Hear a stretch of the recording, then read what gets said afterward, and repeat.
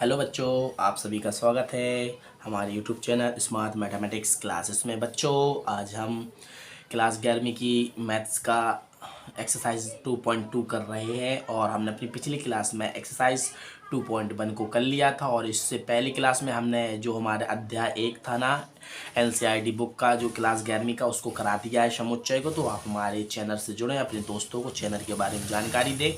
और मैं आपको बता दूं कि आपके लिए हमारे चैनल पर क्लास 6 से लेकर क्लास 12वीं तक का एनसीईआरटी बुक का सिलेबस हिंदी में कराया जा रहा है, बिल्कुल फ्री में। तो आप इसका लाभ लें। तो बच्चों, हम देरी किए बिना अब अपने आज की क्लास के बारे में चर्चा करते हैं। बच्चों, तो आज की क्लास में हम बहुत नई प्रकार की चीज़ों को समझेंगे, ठीक है ना। उनको मैंने लिखा है कुछ इस प्रकार से, ठीक है ना। आपको समझाने के लिए मैंने लिखा है, लेकिन मैं आपको समझाऊंगा, ठीक है ना। आप नहीं सोचना कि आपने पहले से इनको जो हमने नोट्स दिए हैं ना, जो नोट मैंने याद करना है 3 चीज़ों को, ठीक है ना। इनको मैं समझाऊँगा आपको बहुत आसानी सरल भाषा में समझाऊँगा। और हम इस कक्षा में, ठीक है ना, इन प्रश्नों को करेंगे, ठीक है ना।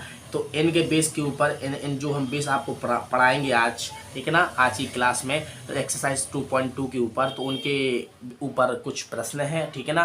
तो बच्चों, हम देरी किए बिना अपनी क्लास को प्रारंभ कर रहे हैं। बच्चों देखो, इसमें कुछ क्या लिखा है। मैंने सबसे पहले लिखा है महत्वपूर्ण, अति महत्वपूर्ण तथ्य का मतलब क्या होता है। इसमें मैंने लिखा है समझाने के लिए, प्रश्नावली में यानी प्रश्नावली 2.2 में प्रयोग होने वाला अति महत्वपूर्ण ज्ञान तो देने वाली, यानी जो प्रश्नावली 2.2 में जो अति महत्वपूर्ण ज्ञान है ना, देने वाली बातें हैं, ठीक है ना। कहने का मतलब है कि कुछ हमें इनमें 3 बातों को याद करना है, ठीक है ना। इस एक्सरसाइज में करने के लिए, इस एक्सरसाइज और इसके आगे वाली एक्सरसाइज को करने के लिए हमें कुल 3 बातें याद होनी चाहिए, कंठस्थ याद होनी चाहिए। और तो हम आपको उनको समझाते हैं। पहले मैंने लिखा है क्या एक वर्ड, आपको 3 शब्द, ठीक है, 3 शब्दों के हम अर्थ बताएंगे। वो 3 शब्द हैं क्या। तो प्रांत का मतलब क्या होता है। प्रांत को इंग्लिश में डोमेन बोलते हैं। तो इसमें लिखा है, इसमें हम समुच्चय एक के अवयवों का होना है, ठीक है ना। कहने का मतलब हमने क्या लिखा है, इसमें हम समुच्चय एक, तो समुच्चय हमने बता दिया जो सुपरिभाषित होता है, वेल डिफाइंड समुच्चय। तो उसके अवयव को मतलब हमने बता दिया। और जो एक्स के जितने भी अवयव हैं उनके लिए हमको एक्स मानना है, ए के जितने भी अवयव उनको एक्स मानना है, और बी के अवयवों को हम यहाँ पर बाय मानेंगे, ठीक है ना। आप कुछ भी मान सकते, जरूरी नहीं है। आप ए के बाय मान लो और बी के आप एक्स मान सकते हैं। लेकिन हम इसमें क्या करेंगे, ए के एक्स अवयव मानेंगे और जो समुच्चय बी है उसके हम बाय अवयव मांगे, ठीक है ना बच्चों। तो कहने का मतलब इसमें हम समुच्चय एक के अवयवों का होना है, यानी जो समुच्चय ए रहेगा उसमें समुच्चय ए के जितने भी अवयव होंगे वो क्या होंगे, एक्स होंगे। तो उनको हम क्या कहते हैं, प्रांत कहते हैं। जितने भी हमारे अवयव होंगे समुच्चय समुच्चय ए में जितने भी अवयव होंगे उनके लिए हम क्या बोलेंगे, प्रांत बोलेंगे। प्रांत इंग्लिश में बोलेंगे डोमेन, ठीक है ना। कहने का मतलब एक्स के कितने अवयव हैं, ठीक है ना। इसी प्रकार से जो हमारा समुच्चय बी है उसमें जितने भी अवयव हैं उसको हम क्या बोलेंगे, सहप्रांत। क्या बोलेंगे, सहप्रांत, ठीक है ना बच्चों। तो इनके बारे में हम आपको समझा रहे हैं, सिर्फ आपको हम अपनी भाषा में आपको समझाने की कोशिश कर रहे हैं। हम आपको उदाहरण के आधार पर भी समझाएंगे। और प्रश्न जो तीसरी बात याद रखनी, तीसरा शब्द याद रखना, परिसर। इसको इंग्लिश में बोलते हैं रेंज। कहने का मतलब एक हमें समीकरण दिया होगा या फलन, कुछ भी समझ लो, फलन दिया या फंक्शन, इंग्लिश में फलन को फंक्शन बोलते हैं, ठीक है ना। कुछ समीकरण मान लो, ठीक है ना। एक हमें क्या दिया होगा कि एक समीकरण दिया होगा, उसमें हमें एक्स का मान रखना है, समुच्चय एक ए के जितने भी अवयव हैं उसके मान रखना है, और समुच्चय उसमें हमें बी प्राप्त होगा। तो बी के अवयव क्या मानना, हमने बाय माना है। तो उसमें जो हमारी क्या होगा, एक्स का मान रखने पर जो हमारा बाय का मान प्राप्त होगा वो कहलाता है रेंज। रेंज का मतलब कि एक मान रखने पर दूसरा मान प्राप्त होता है, उसे हम क्या बोलते हैं, रेंज। तो आप तीनों चीजों के बारे में समझे होंगे। प्रांत क्या होता है, ए के अवयव होते हैं। सह प्रांत क्या होता है, बी के अवयव होते हैं। और परिसर का मतलब, रेंज का मतलब एक मान रखने पर हमें दूसरा मान प्राप्त होता है, उसे हम क्या बोलते हैं, परिसर बोलते हैं बच्चों। तो अब इसको हम आपको उदाहरण के आधार पर समझाते हैं, बहुत अच्छे तरीके से समझाते हैं। तो आप हमारे चैनल से जुड़े रहें, वीडियो को स्किप मत करना, ठीक है ना बच्चों। तो देखो, हम बात कर रहे हैं पहले प्रांत के बारे में बच्चों, ठीक है ना। हम उदाहरण के आधार पर उदाहरण के आपको आधार पर समझा रहे हैं। मान लो ए सेट हमारे लिए दिया गया, बच्चों आपको मानने के ऊपर बता रहे हैं। मान लो ए सेट जो हमें दिया गया है इसमें क्या है 2 3 4 और 5 है, ठीक है ना, अवयव। और जो हमारा बी सेट दिया गया है मानने के ऊपर बता रहा है 3 4 5 एंड 6 दिया गया बच्चों। और एक हमें दिया गया है एक रिलेशन। रिलेशन का मतलब क्या होता है, संबंध। तो इस जो हमारी चैप्टर है इसमें हम क्या पढ़ रहे हैं, संबंध के बारे में पढ़ रहे हैं। तो आर का मतलब क्या होता है, संबंध को इंग्लिश में बोलते हैं रिलेशन। तो इसलिए हम इसको आर से दर्शाते हैं।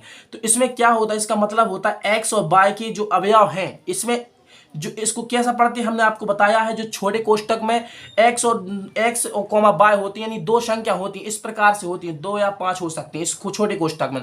तो क्रमित युग्म कहलाता है। क्रमित युग्म, छोटे कोष्टक में संख्याओं को लिखना ही क्रमित युग्म कहलाता है। तो इसको हम पढ़ते हैं, इसको एक्स मानते हैं, पहली वाली संख्या को एक्स मानते हैं, दूसरी वाली को बाय मानते हैं। तो क्रमित युग्म में हमको लिखना है बच्चों। और क्या लिखा है, एक हमें दे दिया जाएगा फंक्शन। मान लो एक्स बराबर दिया गया है, एक्स बराबर दिया गया है, सॉरी यहाँ पर बाय बराबर, मान लो बाय बराबर दिया गया एक्स प्लस वन। और इसमें क्या लिखा है, जहां पर एक्स बिलोंग्स टू ए तथा बाय बिलोंग्स टू बी करता है बच्चों, ठीक है ना। हमने आपको एक रिलेशन मान के बताया है कि हमें इसके आधार पर समझना है प्रांत, सहप्रांत और परिसर को बच्चों, ठीक है ना। तो हमने आपको समझा दिया है, अब हम आपको समझाते हैं किसका मतलब होता क्या है। बच्चों हमें क्या दिया गया, जो दिया गया है वो लिखो, दिया गया है, क्या दिया गया है, हमें बाय बराबर दिया गया है एक्स प्लस 1 दिया गया है, ठीक है ना। तो बच्चों हमने क्या बताए हैं, जितने भी समुच्चय ए में अवयव हैं वे सभी काय के मान है, एक्स के मान है। और जितने भी समुच्चय बी में मान है वो सभी काय के मान है, वो सभी मान है काय के, वाई की मान है, ठीक है ना बच्चों। तो हमें क्या करना है, हमें सीमा दी गई है किस प्रकार से। अब इसमें हम क्या, इसको मान लो लिख लो समीकरण जो हमें दिया गया प्रतिबंध, उस प्रतिबंध में मान रखना है। एक्स के मान रखेंगे तो वाई के मान प्राप्त होगा। तो हमने बताया कि जब हम फलन में, फंक्शन में, समीकरण में एक का मान रखेंगे दूसरा मान प्राप्त होगा, तो वह हमें क्या प्राप्त होगा, रेंज प्राप्त होगी। तो समीकरण 1 में एक्स बराबर कितने मान रखने, एक्स के ए की जितने भी अवयव हैं वो सभी एक्स के मान है। 1 रखेंगे, 2 रखेंगे, 3 रखेंगे, 4 रख कर देखेंगे, ठीक है ना। तो बच्चों हम बारी बारी से पहले हम बाय को मान लेकर एक्स के जगह पर 1 रखेंगे। तो जब 1 रखेंगे, 1 + 1 बराबर कितना होगा, बाय बराबर कितना होगा, 2 आ जाएगा। जब हम x की जगह पर कितना रखेंगे, 2 रखेंगे तो कितना आ जाएगा, y बराबर 3 आ जाएगा बच्चों। और जब हम x की जगह पर 3 रखेंगे, 3 + 1 बराबर, तो y बराबर बच्चों कितना, 4 होगा। और जब हम x की जगह पर 4 रखेंगे तो y बराबर बच्चों कितना, 5 होगा। तो बच्चों हमें क्या, रेंज, तो हम कह सकते हैं जो हमारे क्या है, इसको हम क्या कहते हैं हिंदी में, परिसर। परिसर कितने हैं, इनको हम किस में लिखते हैं, समुच्चय में लिखना है, लेकिन समुच्चय में याद रखना, समुच्चय में लिखना है। तो 2 3 4 और 5। तो बच्चों हमारे परिसर कितने हुए, 2 3 4 5। कैसे, हमें एक प्रतिबंध दिया गया था जिसमें एक्स और वाई थे, तो उसमें से हमें एक्स और वाई के मान निकालने थे। तो हम आपको बताया सेट ए के जितने भी समुच्चय ए में जितने भी अवयव हैं, अवयव ए के, उसके हमें x मानना है और b के अवयवों को y मानना है। तो हमने x के मान रखे तो y के मान प्राप्त हो गए। तो यह क्या कहलाता है, परिसर, रेंज कहलाती है। एक मान रखने पर दूसरा मान प्राप्त होता है, उसे रेंज कहते हैं। तो इंग्लिश में इसको कहते हैं रेंज, ठीक है ना। तो हमारे रेंज कितनी है, इनको हमें जितने मान प्राप्त हुए हैं x के रखने पर y के जितने मान प्राप्त हुए इन सभी को किस में लिखना, समुच्चय में। तो हम कह सकते हैं हमारा रेंज इतना आया है। और बच्चों अब इनको समझाते हैं a और b के बारे में, हमारा प्रांत और सहप्रांत। बच्चों इसको मान लो ये हमारा क्या है, प्रांत है, इसे क्या कैसे, सहप्रांत। इंग्लिश में क्या कहते हैं इसे, डोमेन, इसे कहते हैं कोडोमेन, ठीक है ना बच्चों। तो ए में हमने आपको बताया, ए में जितने भी अवयव हैं वो सभी काय के हैं, एक्स के हैं। तो हम लिखेंगे जितने भी अवयव हैं ए में, तो इसके अंदर लिखेंगे क्या क्या है, 1 2 3 4। इसी प्रकार से बाय में कितने हैं, 3 4 5 और 6, ठीक है ना बच्चों। अब हम यदि बात करें रेंज के बारे में, हम क्या बात करें रेंज के बारे में, जब हमने x का मान, देखो इसमें x का मान कितना रखा था, 1, तो y का मान कितना प्राप्त हुआ था, हमें 2 प्राप्त हुआ था, लेकिन इसमें 2 नहीं है, ठीक है ना। तो हम संबंध 1 का 2 से नहीं बनाएंगे, ठीक है ना। संबंध यदि दिया होता तो बनाते, लेकिन हमने आपको उदाहरण मानकर बताए थे, ठीक है ना। उदाहरण अपने मन से मान के बताए थे तो इस प्रकार से पूछा जाता है। तो यदि इसमें तो संबंध कुछ का बनेगा, कुछ का नहीं बनेगा। जब हम 2 रखेंगे तो 3 प्राप्त होगा, तो 2 से 3 का संबंध बना दो। 3 रखेंगे तो 4 होगा, 3 से 4 का बना दो। 4 रखेंगे तो 5 होगा, 4 से 5 का बना दो बच्चों। तो 1 से 2 का संबंध यहाँ पर 2 आना चाहिए, लेकिन 2 नहीं है। तो देखो हमने आपको बताया है संबंध बनाने ऐसे बनाते हैं। ला इसका मतलब आर, आर आर आर को लिखते हैं। इसको कैसे लिखते हैं हम? इसको लिखते हैं बच्चों, अब रिलेशन इसको लिखना है, हमने बताया नहीं है। इसमें लिखा है रोस्टर फॉर्म में, रिलेशनशिप को रोस्टर फॉर्म में लिखना है। तो रिलेशनशिप का मतलब क्या होता है बच्चों, हम आपको बता दे रहे हैं। सबसे पहले हमने क्या मान रखा? सबसे पहले हमने x का मान जब रखा था, कितना मान रखा था? जब x का मान हमने 1 रखा था तो 1 तो मान कितना प्राप्त हुआ? 2 प्राप्त हुआ। जब हमने 2 रखा था तो 3 प्राप्त हुआ। जब हमने कितना रखा था? 3 रखा था तो 4 प्राप्त हुआ था। और जब 4 रखा तो 5 प्राप्त हुआ था। हमने आपको बताया है बच्चों, इस कोष्टक में लिखना ही क्रमित युग्मिक कहलाता है। पहला मान x का होता है, दूसरा मान y का होता है। तो r बराबर इस प्रकार से हमें लिखना है। किसमें लिखना है? मझले कोष्टक में, लेकिन क्रमित युग्म के रूप में लिखना है, x और y के रूप में लिखना है। तो इसको अब देखो, यदि रिलेशन हमने आपके बता दिया, यदि बोलेगा रिलेशनशिप को रोस्टर फॉर्म में लिखो तो इस प्रकार से लिखेंगे, ठीक है ना बच्चों। और यदि हमने यदि बोला कि प्रांत बताओ, प्रांत क्या होता है, तो जो ए सेट होता है, ए सेट के अवयव को क्या बोलते हैं? प्रांत बोलते हैं। यदि बोला कि सह प्रांत बताओ, तो बी सेट में जितने भी अवयव हैं उनको क्या बोलते हैं? सह प्रांत, कोडोमेन कहते हैं। यदि बोला रेंज को बताओ, रेंज का मतलब क्या होता है? परिसर जो ये होता है, ठीक है ना बच्चों। तो हम कह सकते हैं प्रांत, प्रांत बराबर कितना है? 1 2 3 और 4। सेट ए ही हमारा प्रांत कहलाता है, ठीक है ना बच्चों। और सह प्रांत, सेट बी ही हमारा सह प्रांत कहलाता है बच्चों। सेट बी में क्या है? 3 4 5 और 6। और रेंज कितनी आई? परिसर, परिसर कितना आया बच्चों? परिसर आया है हमारे लिए 2 3 4 और 5, ठीक है ना। और रिलेशन जो दिया था तो हमने यह माना था। तो बच्चों देख सकते हो आप, इस प्रकार से हमें क्या होगा, हमने उदाहरण लिया था। उदाहरण लेने पर हमने क्या बताया? इसमें हमें बताना था, हमें 3 चीज़ों के 3 शब्द की हमने अर्थ बता दिया आपको।